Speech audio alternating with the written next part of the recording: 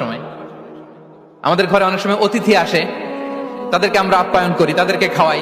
আসলে সে আমারটা খায় না, সে কারটা খায়? তার নিজেরটাই খায়। বিষ্ণু ইসলাম এটা খুব সুন্দর করে বলেছেন। ওনার কাজিন চাচাতো ভাই আব্দুল্লাহ ইবনে আব্বাসকে একদিন অনেক নাসিহা করছিলেন।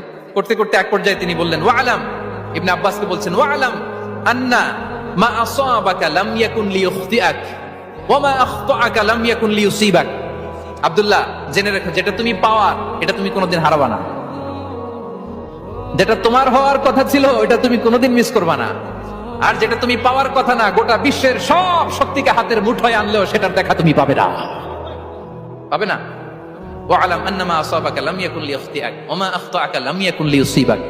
রুফিআতিল আকলাম ওয়া জাফফাতিস সুহুফ।